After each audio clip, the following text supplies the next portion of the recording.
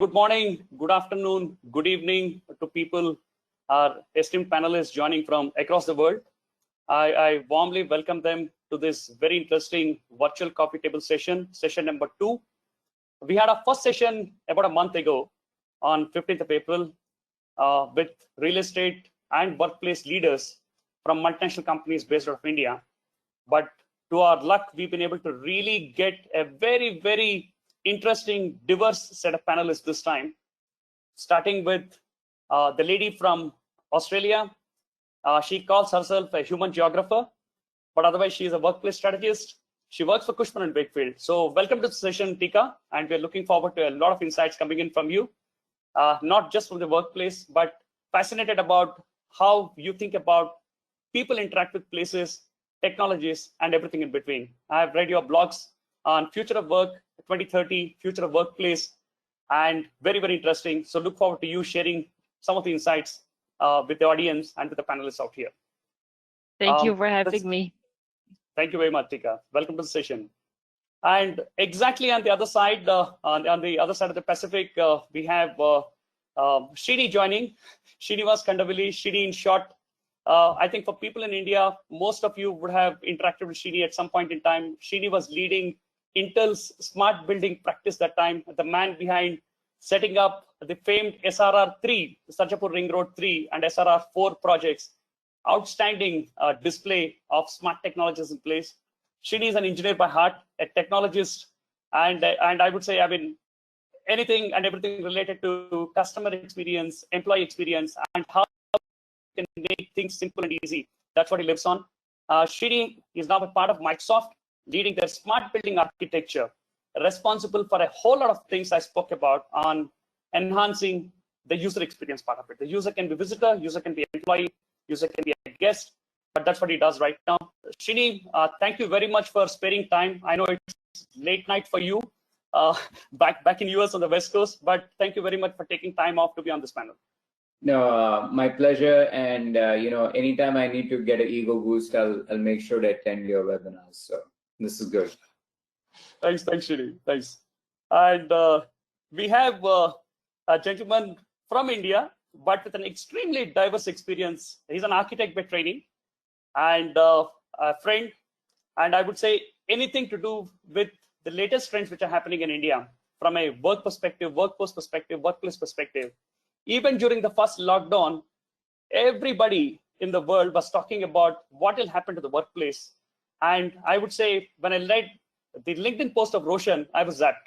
He said, it is not so much about the workplace, guys, just get your act right. It is the nature of work has changed.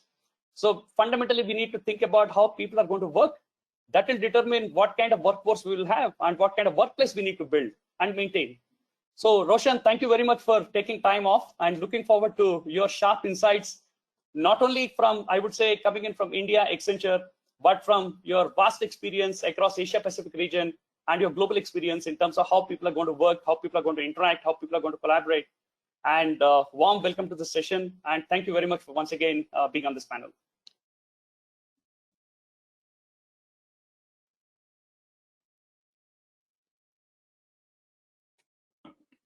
I hope you're still there. Yeah, can you hear me now? Yeah, we can hear you, Roshan. Sorry about that. Yeah, just some last minute glitch. No, thank you so much. Thank you for being here. It's always a pleasure and excited to be a part of this session. Thank you, Ram.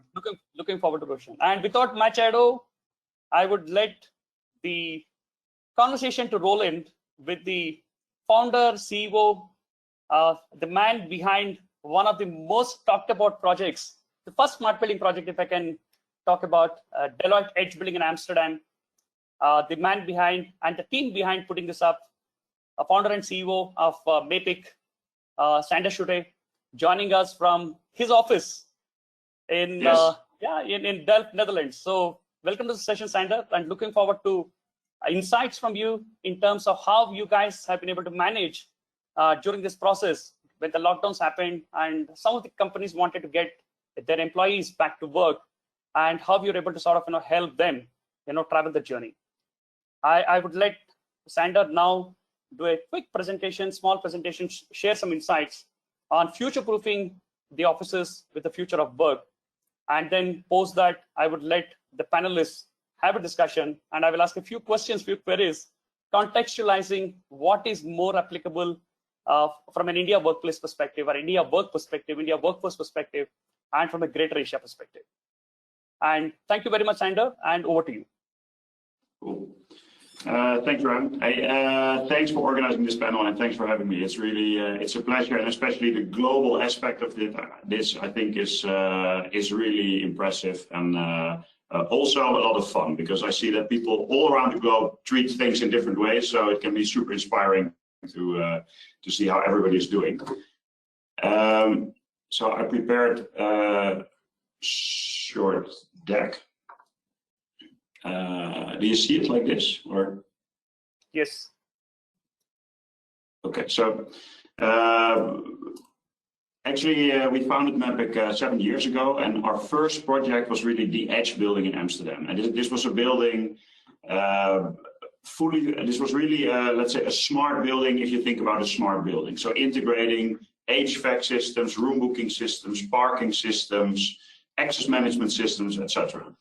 It was a super fun project. It was crazy inspiring. At the same time, we figured out that this was also a very expensive project, and it was hard to think, okay, is this really going to scale out throughout the whole portfolio of, for instance, at Deloitte, but also for other countries.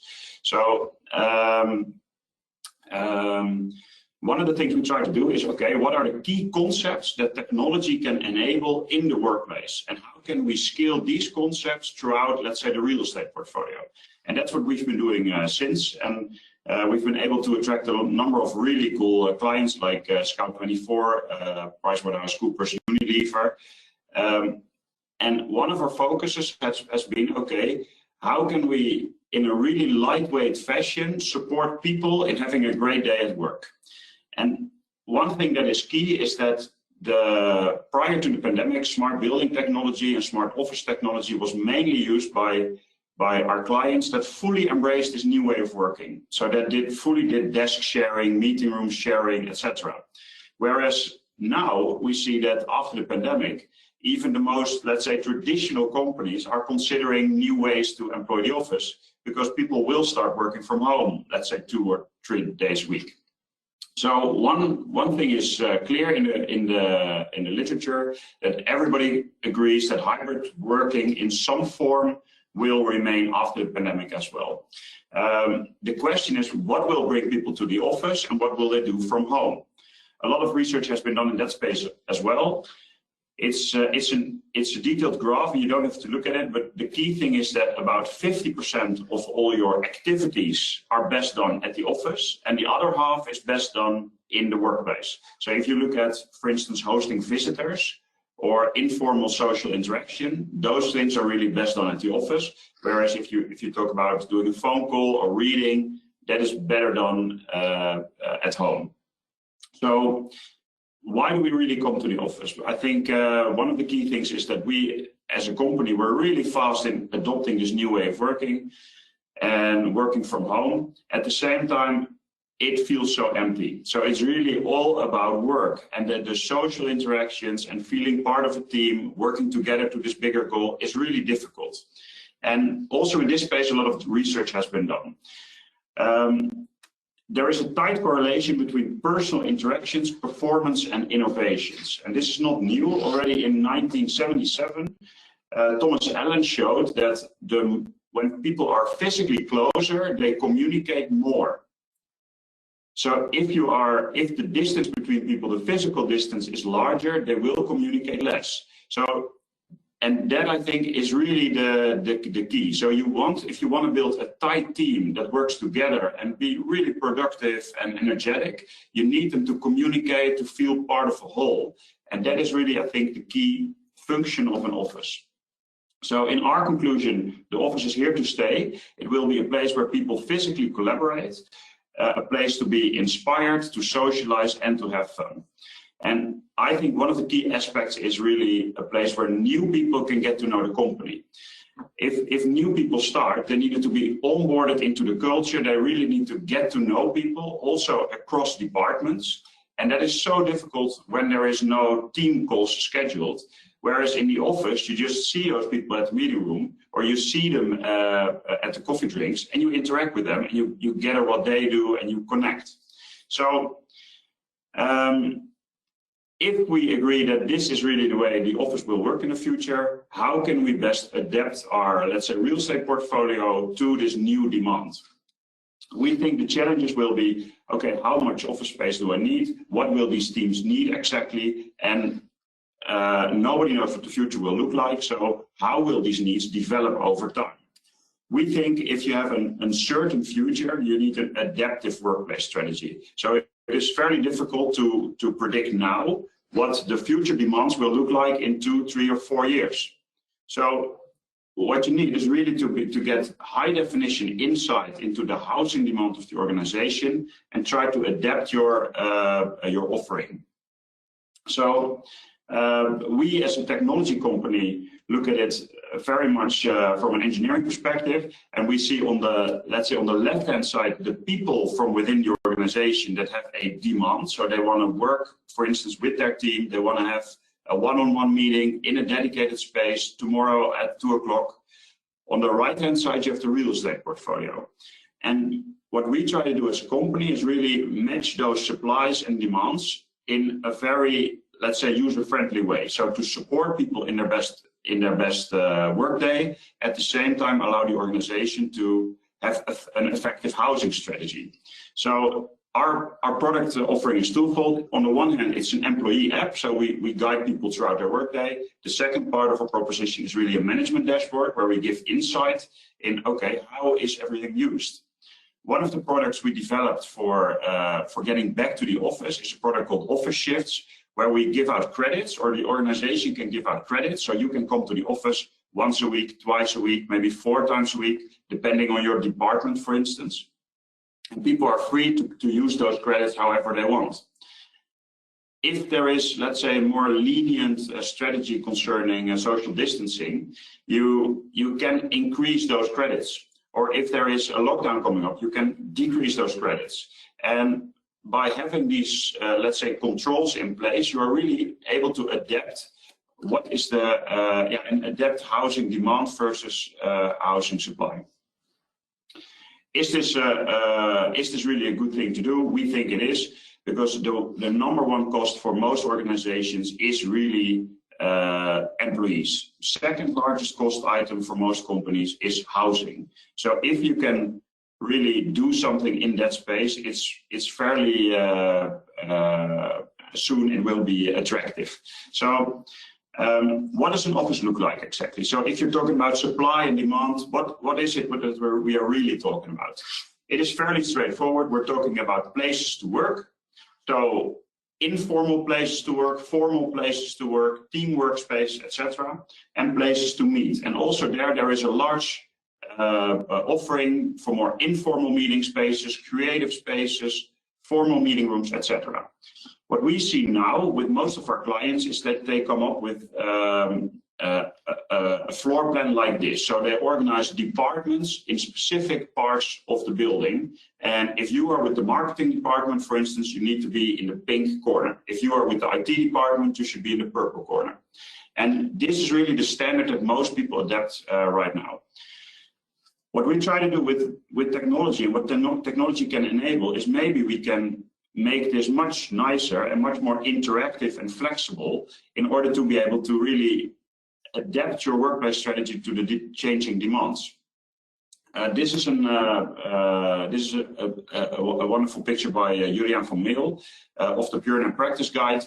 They show that they map out 3 types of workplace use.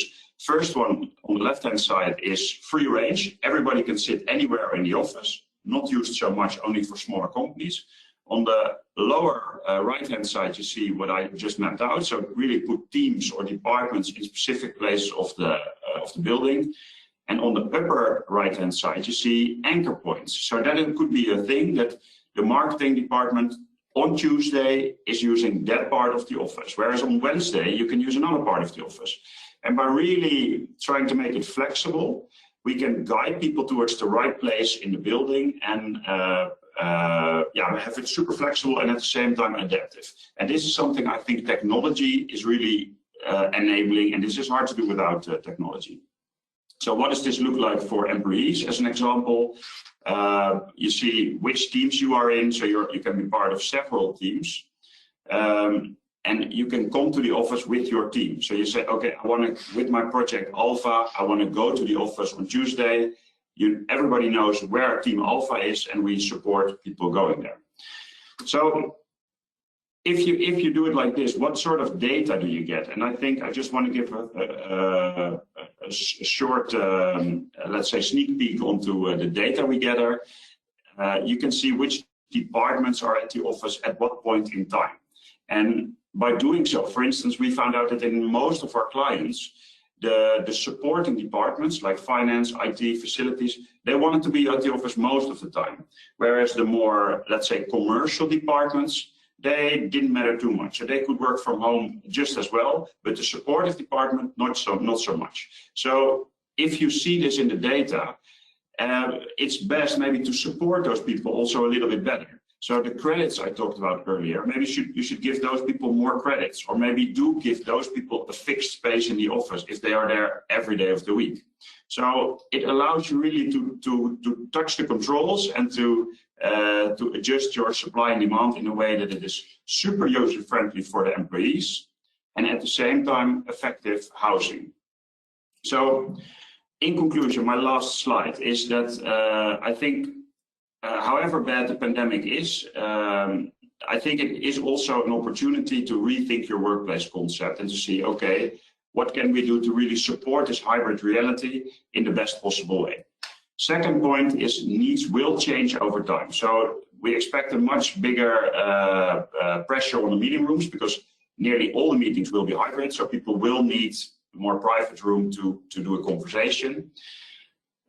Thirdly, we think teams should be the cornerstone of your strategy. You see more and more cross-functional teams and teams that are temporarily, or teams that are fixed. But teams can be really a key thing in your workplace strategy.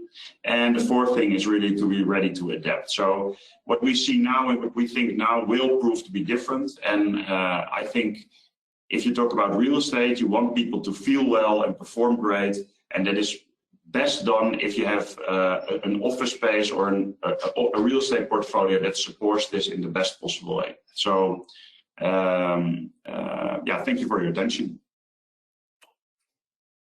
Hey, thanks, Sander. Thank you very much for your insights. And just building on some of the thoughts, I think the last point you mentioned about the team space, I'd like to ask the panelists, starting with Tica, Srini, and Roshan, chip in on that in terms of what's going to happen to the workplace, primarily from a design and experience perspective, right? Sander mentioned about that there'll be a greater need for people to come to the office, probably to meet other people, but it's going to be a mixed model. It's going to be a lot of hybrid. Some people sitting in the office, some people sitting elsewhere, either at home or from cafes or somewhere in transit. So how is this going to evolve, and what kind of models are we going to see? Because we have an activity-based working. Right now, Sander mentioned something about the teams. So we will have a lot of team-based working, which will come into picture. And possibly people just come to the office for attending some events, right? So there'll be an event-based working. So how do you see these things happening once people begin to roll into offices? I'm sure that Tica, Australia is open. I'm sure that the city, a lot of people are back to work. And likewise for Srini, people are beginning to come back to work in US on the West Coast. India not yet, right? And Sander is in the office, so Netherlands is open. Europe is beginning to sort of embrace for a long summer, right? So how do you see these things evolving? Activity-based working, team-based working, event-based working, and what is the new purpose of office? Yeah, so what we are seeing here in Australia when working with our clients is that it is really complex now to create a workplace strategy because there are so many different components and people do want to work flexibly going forward. So when we plan for the strategy, and Sander also mentioned it, the teams are the cornerstone. And I think it's really important to co-create the strategy because you need to take into consideration the overall business goals, but then you distill it down to the team needs, and that every different team will have different needs. And then you go down to the individual requirements and preferences. And once you co-create with the members of your team the right way of working to get those business outcomes for your team, once that is clear, then we can think about what real estate solutions would enable that particular type and way of working. So it's really a tailored approach and a lot of research into the team and the behaviors and functions of the people. Right, right. So there is no single template which people can use and put it to place. Not happening.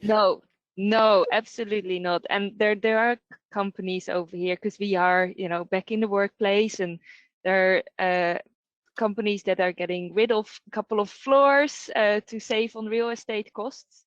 But if you do that without a real strategy in place that takes into consideration the people, you may need to acquire more space again later on and end up with an expensive, cost. Right. Fantastic. So two experts coming in from design and experience perspective. Srini, what are your thoughts on design and the experience part of it is something which you're currently working on at Microsoft? How would you like to take this into consideration? Yeah, a couple of thoughts here, right? I really liked Sanders' slide where he had the different teams, how they were laid out. Today, it's very static. People are kind of pigeonholed based on their department. I think that's one thing that's definitely going to change, should change. And I think while he didn't explicitly say it, there was that concept of essentially allocating space dynamically, right? And what we are, we would love that, right? At Microsoft, that's one thought that we're looking at from a real estate perspective. The second thing is, again, it kind of anchors into that same thought, is that space is today static. It needs to be fluid, and the design of space also, should be very important. With regards to, you mentioned the word experience. We really believe in the experience of our employees, right? That's very important. And static spaces don't really cater to the needs of employees, right? Today, we should have some way of the space really meeting the needs of how people actually use the space, right? Meeting the design intent. And whatever technology that enables us to do that. And also, this is not just a question of technology, but also a question of physical assets being better designed to enable this fluidity. So I think, in summation, looking at it purely from a perspective of how many people came in on a given day would be a very short range view of things. It wouldn't be optimizing the right thing. Again, yeah, sure. If you have only 10% of your portfolio, used, you should probably look at it. But the concept is the space working for your employees? Because keep the focus on employees. So that would be my thought. Brilliant, Srini. So Roshan, your thoughts on, you have delivered phenomenal amount of space for Accenture over your career with Accenture, close to about 14-15 million SFT, if I get the number right. Hundreds and thousands of people working out of those buildings pan-India. So what are your thoughts? And now you're handling a portfolio which is India plus Asia Pacific. So how do you see this design and experience consolidation happening around the team-based working, event-based working, activity-based working? Right. Thanks, Ram. And yeah, I got the cue because it was my turn. There was nobody else left.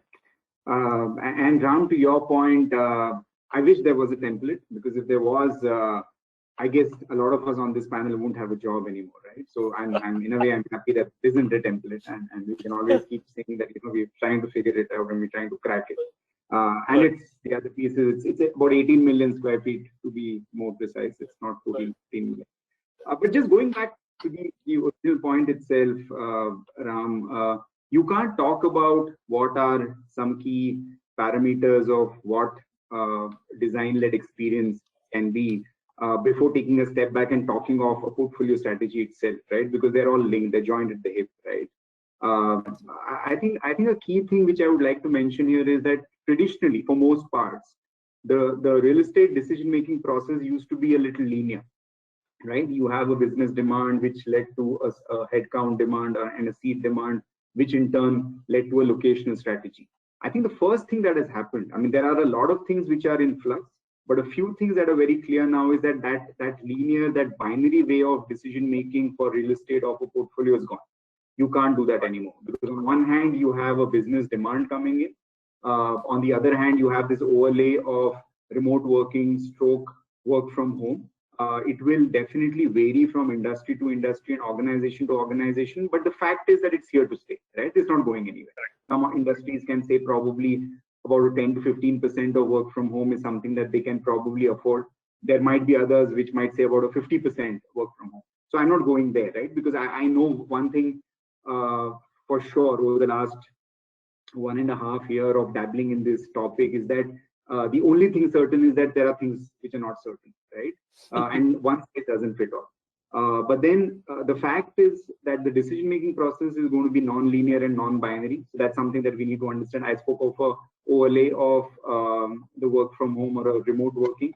There is an additional overlay of the fact that your workforce is definitely going to be hybrid as well, right? And plus the whole liquid workforce or the gig economy that a lot of organizations, including my own, we were kind of pretty bullish on that for a couple of years now. That's really come front and center now, right? So now what you're suddenly looking at is that the metrics aren't very straightforward, right? So when you're looking at real estate growth, you need to look at all of these variables. That's number one.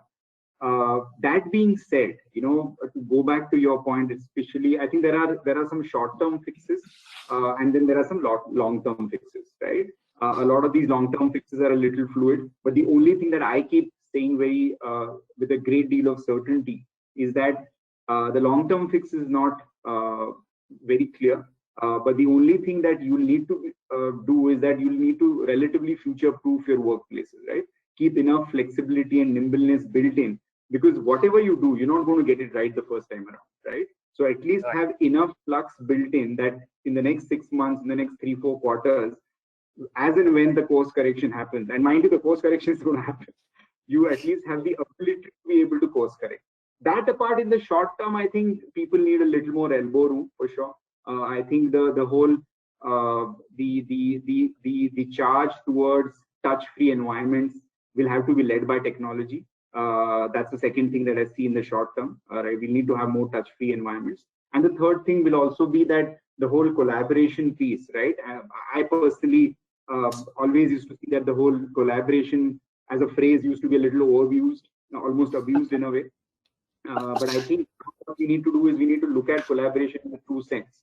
What does it mean? I've coined a new term where I call it the whole democratization of collaboration, right? You need to kind of have different layers of collaboration coming in. You need to get collaboration when you need to have a formal catch up. You need to be able to collaborate at your work desk itself.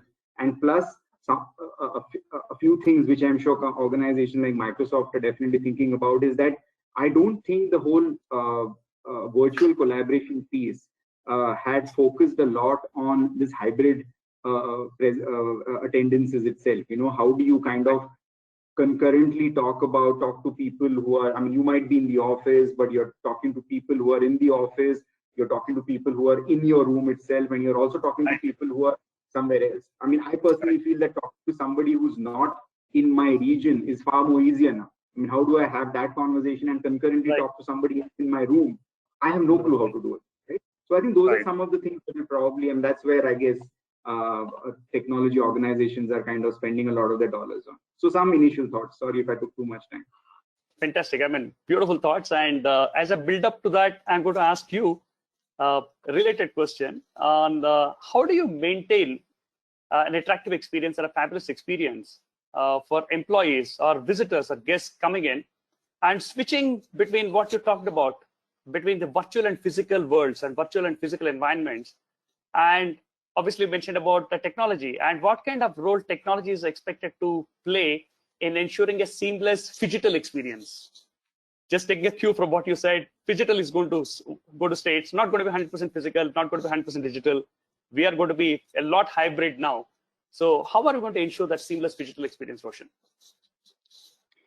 So you spoke about experience. I think the understanding and the internalization of that concept is a good first step, right? And by that, I mean that keeping your employee at the center of your universe. I mean, if you start with that premise, you're generally doing well, right?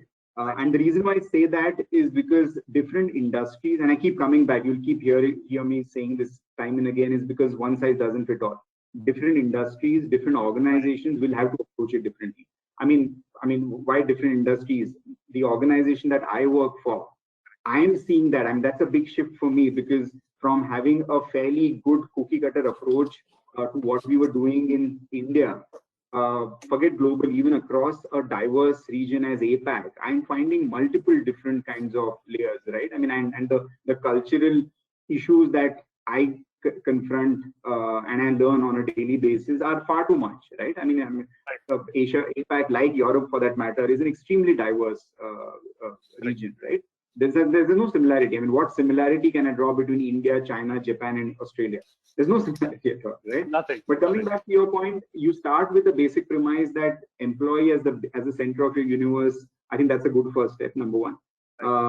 Then I think you need to kind of talk about how do you actually, what's the right. I'll give you an example, because that's the easiest example that comes to my mind. When you have a recruitment experience, when you're trying to design a recruitment experience, if you bring in people in, say a good percentage of those are going to become a part of your organization going forward. A very good percentage are also not going to get through the process, or they're going to deny joining your organization, right? But I personally believe that that's a great first step, right? I mean, that's where the whole gateway opens up. You bring in, talking of digital, you talk about empathy, you talk about inclusivity, and you also talk about how do you digitally intervene at that point of time, right? So if you notice, your worlds are colliding there. I mean, I must have just spoken about 3 or 4 career roles right there, right? I've spoken of inclusivity, I've spoken about accessibility, I've spoken about empathy, and I'm talking of digital intervention, because at the end of it, you need to make a great first impression. But that's how it is. I mean, I think the only thing which has happened over the last 3-4 years at least is that there are no fixed lines anymore. There are no fixed silos. I say often that when you speak of workplace as a concept, I think the physical workplace design, the technology interface, and the business story that's coming in, I think these are 3 pillars, according to me, which hold up that whole thing.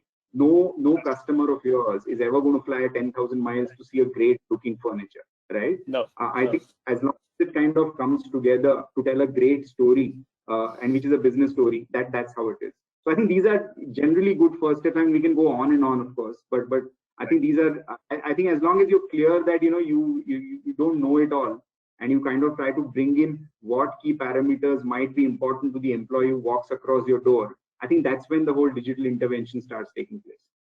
Absolutely. Sander, picking a point from Roshan, your favorite topic on war for talent.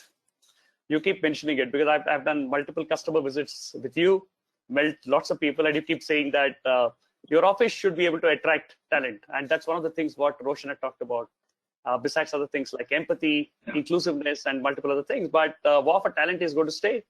And now with gig economy kicking in, millennials are no more, I would say, the darlings of the industry, right? People who work from anywhere, right? You will have a very, very extremely diverse workforce which will get into picture, maybe a quad generation, right? Which is cutting across multiple generations. You will have probably people who are baby boomers, people who are millennials, and in between the Gen X and Gen Y and digital natives, all of them together. And how does a workplace cater to such a very, very diverse set of people? And there is a war for talent. And what role does office have? And Sander, if you can, give us your views on that, and then I will let Tica and Srini build on that. Cool. I'm an entrepreneur, so I always try to look at things at where is the opportunity in this, right? So, and what we saw was that previously the workplace was pretty much at reporting to the, let's say, corporate real estate was very much under the CFO in the cost side of the business. Right. I really believe that we can we should look at the workplace as an opportunity to create a magnet for talent. I mean, I want people to be proud at our office, and I want people to invite people to our office. And I think that very much cuts across generations. If you have a great office with a good experience, with a vibrant setting, that will attract talent. And the difficult part is that I get now questions like, okay, what's the business case around that, and what's now and I think you're doing we stop the discussion immediately because there is no alignment on vision, so to say. But I really believe that if you interview our people, we interview our own team as well, what do you think is important in the workplace? And everybody said it's about the teams meeting up, talking also about the social things. And I think it is a people business, and people are just social creatures. So we want to interact with others, and it cannot be work, work, work only. So that's what I really dislike about the lockdown, is that it's all about, my life was all about Teams, Word, and PowerPoint. And I do like work, but it's just not the social part of it. So the workplace should be regarded as really an opportunity to create a wonderful place. And I think that's the key premise for me to do what I do. Fantastic. Tica, taking off from what Sanders said, he said he was missing socializing. So how do you see the workplace evolving right now as a social hub and as a hospitality or as a hotel? Because people will drop into the office for a different purpose, not necessarily for working. Yeah, everything well, work. What we are seeing here in Australia is actually really interesting because, especially in Sydney, we've been able to go back to the workplace for more than 6 months now. And businesses are struggling to get their people back. People are like, we love flexible work. We will just come in a couple of days a week whenever it suits us, and the rest of the time we'll work from home. So businesses are really thinking about how can we attract them back to the office, but also the government, because our CBDs are struggling because there is not as much foot traffic anymore. So the cafes and the retail, everyone kind of benefits from having people together in the space. Right. And we are seeing there are a number of ways of how you can attract people to the office.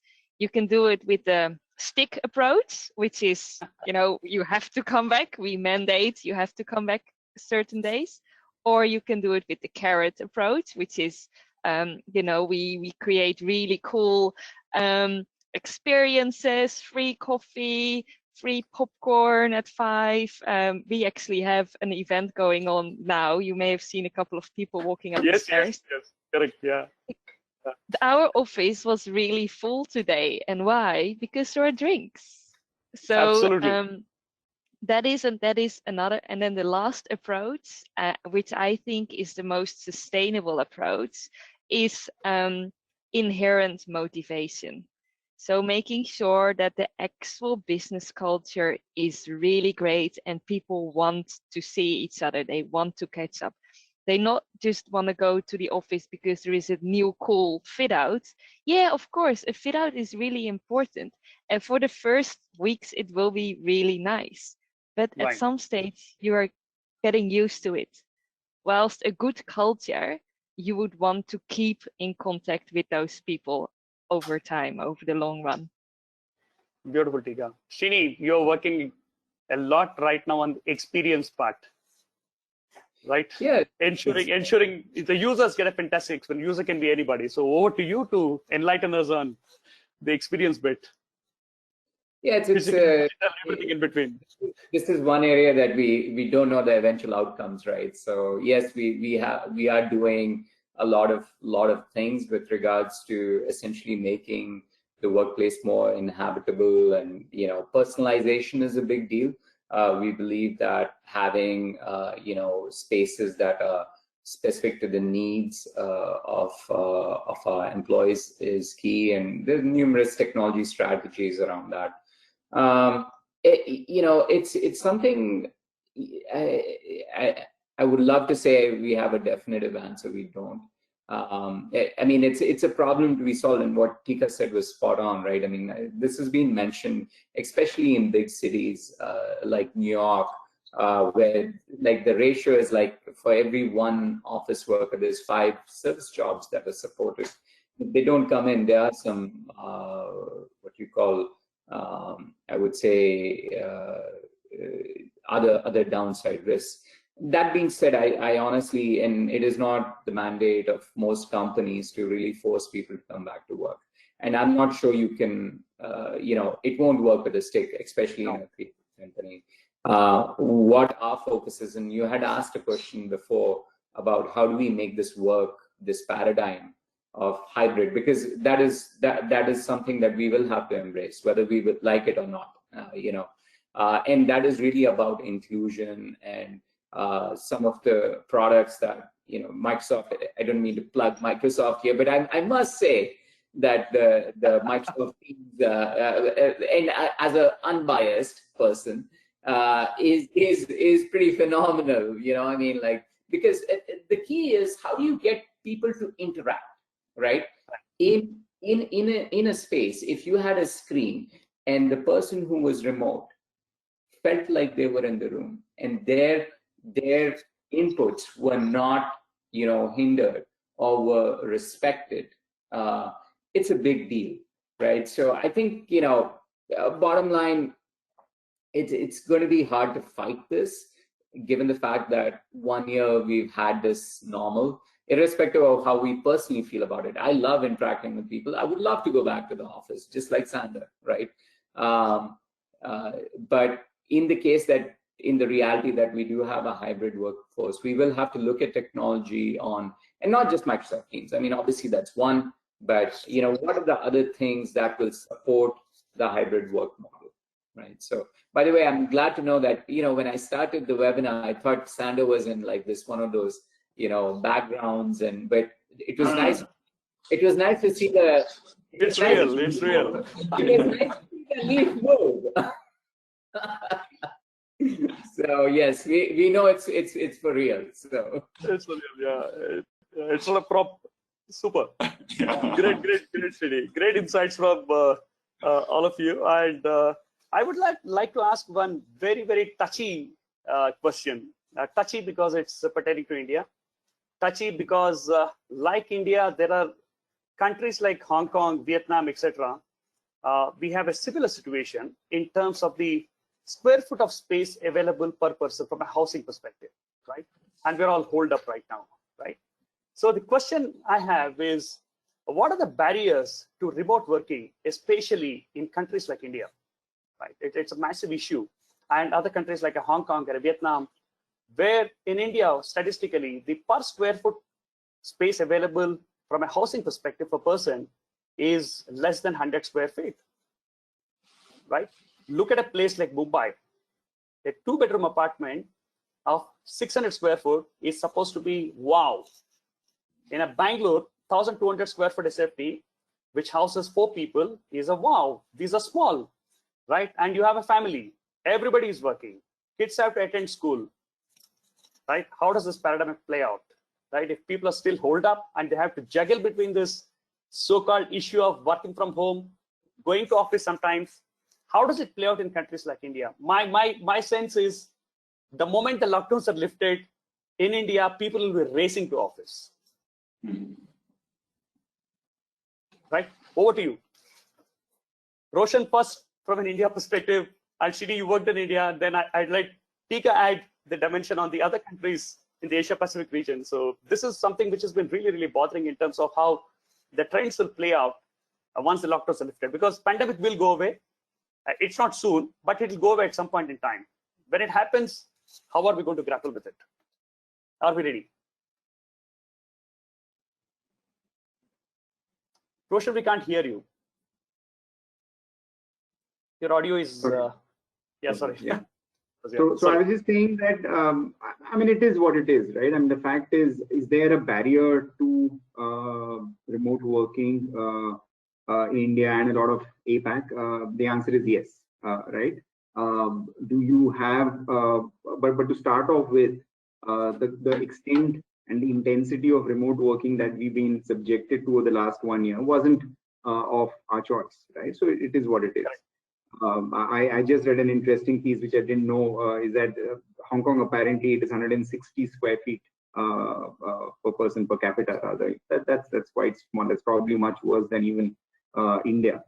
I mean, the other day I was on this call with somebody. It wasn't from my organization. That person was actually in Mumbai, and that person actually was, every time he got into VCs or calls, mainly VCs, he used to go down to his car in the parking, because that, according to him, was the most suitable. So it was quite an eye opener for me. I mean, this is Mumbai. This is a city in my own country, because there's a lot of diversity within India as well. So coming back, it is. Yes, it is. These are some of the barriers that you have. But you know what? There's something interesting that a friend of mine just told me last week when I was speaking to him. It's less about the need for the office. I think it's more about the lack of the commute, which I think made so much sense, right? So I think at some point of time when it becomes a matter of choice, right, for geographies like APAC and I think that balance, that hybridized, that's why we're calling it hybrid, right? That's why nobody's really talking about 100% work from home. At least we are. Right. I know there were some organizations in March 2020 who came out in the open and said permanent work from home. I think a lot of people have eaten their words 3 or 4 times over, I think, over the last 1.5 year. But yes, I mean, I think at some point of time, what is going to happen is, I think like everything else, we'll have to look at the positives of the situation. And we spoke about gig economy as well. I think what's going to happen is, it's like they used to talk about technology a decade or 2 back. This is also about giving choices. Eventually, it's about choices. If you are if you are an employee who has a niche skill, and if you know that you can work, your work can be done remotely, then it doesn't matter. You don't need to map yourself to a large city in the world. And then it doesn't matter whether it's in India or APAC or in New York for that matter. You could be in some suburb or some second-tier town, and you're confident that the skill that you bring to the table is something which is. Oops, sorry. That call is definitely for my daughter.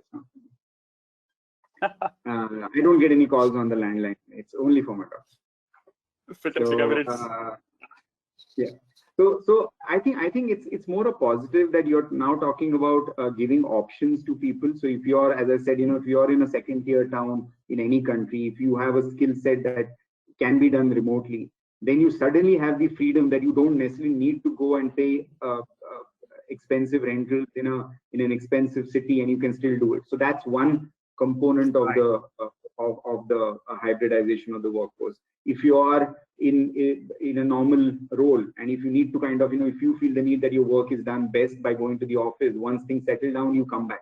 I don't think it's about remote working or work from home. I think it is about the choices that this opportunity is going to afford to people, and then you all settle down onto what those choices are. In the meantime, you do what you do. I mean, you probably get a car, you park it under a tree, and take your video conference till then. Absolutely. Car as an office, I think, evolving concept, right? Something we should really look at. I think car manufacturers will be really applying themselves.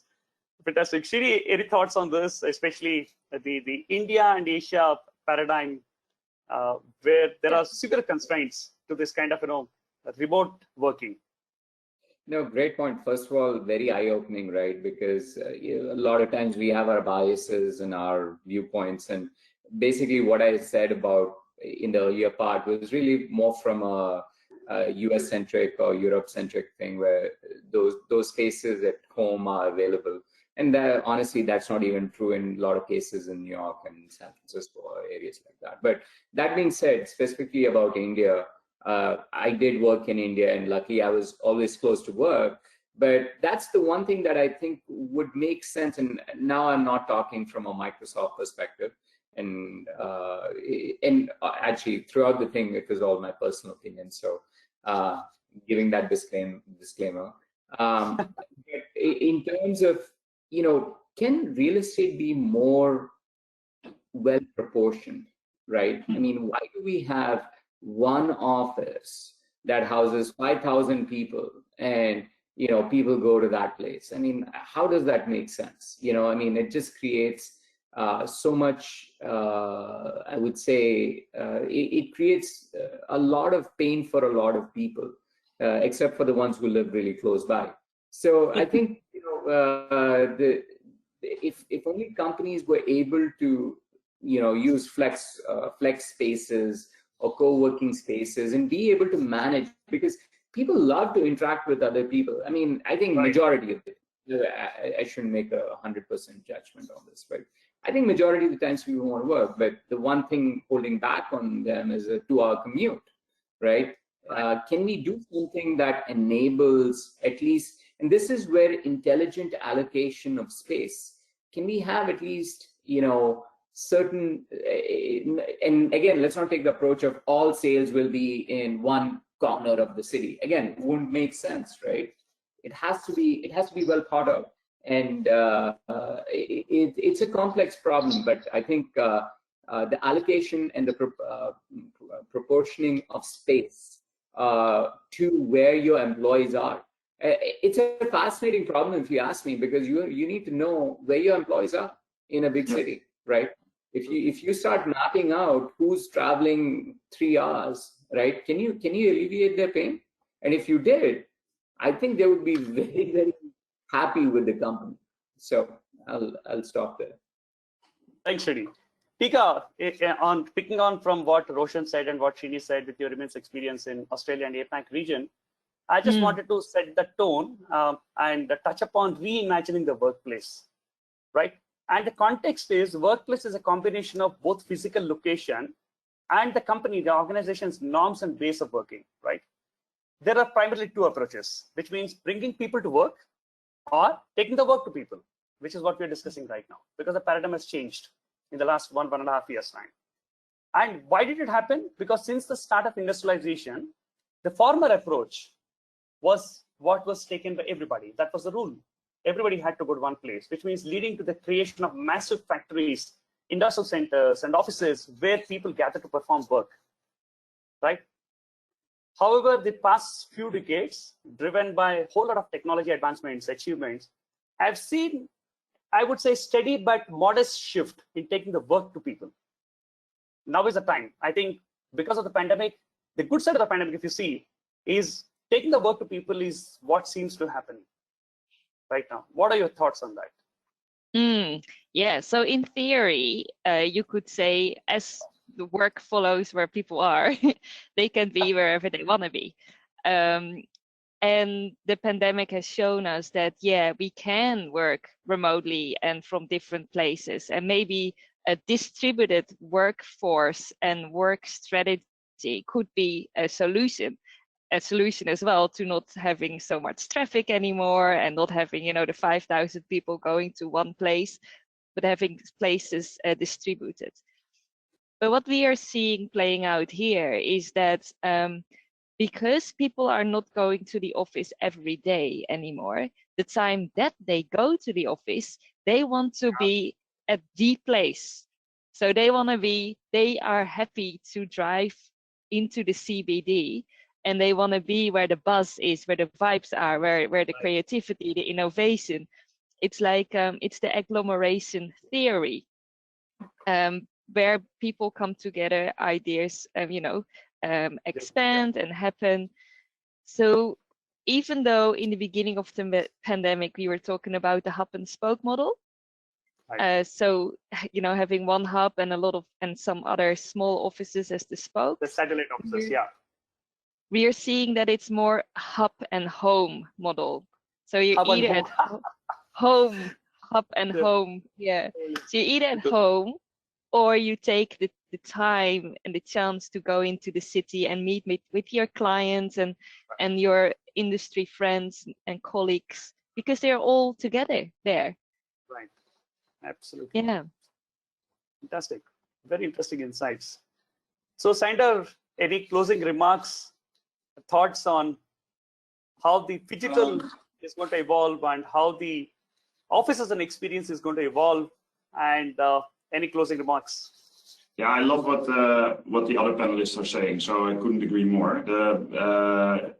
About Roshan saying giving people choices, I think choice and autonomy are really super important to every human. I think the role that an employer should take is really to try to get people to the office in a positive way, to have a more, let's say, successful organization. So, and one of the things that from the hub and spoke model that I think is difficult, that I think the office plays a key role in the cross-team and cross-department communication. And one of my concerns is if we would go for, let's say, hub and spoke models, we would have, in one center only salespeople, and in one center only developers, and that would really, I think, from a facilities perspective, it could be optimal. At the other end, from an organizational perspective, I do like the vibrant hub where people just mingle, even though the one is a totally different person than the other. So, but I really enjoyed the conversation, and I love the fact that we, even though we're all over the globe, we have, I think, a lot of our visions are similar. Beautiful, beautiful. So thank you very much, Sander. Thank you very much, panelists, Tica, Srini, Roshan, everyone, for wonderful insights. I'd like to conclude today's virtual coffee table session number 2, with a quote which I read on LinkedIn in the morning from Ahmed Mazari, who is the president of Microsoft Asia. And that's really touched my heart before I got into this panel discussion. And with the closing remark, what Ahmed said, Ahmed is an Indian by origin, but he's currently working out of Microsoft in Singapore. He says, work is changing, but people remain at the center of everything we do, which is what Roshan mentioned about, right? It's a people-centric organization, people-centric places we need to build. As we navigate the hybrid world, the well-being of our people has never been more essential. As leaders, we have a role to play in creating space for these conversations, a responsibility to build sustainable work practices, and a mandate to champion an inclusive culture that supports everyone to be their authentic selves. So once again, thank you very much, everyone, for your wonderful insights, inputs, and look forward to Sander having the next session, maybe in a few weeks from now. And thank you for all the participants for tuning in and listening to this wonderful conversation on the future of work. Once again, wherever you are, whichever place on earth, stay safe, stay healthy. Thank you very much. Thank you. Thank you. Thank you.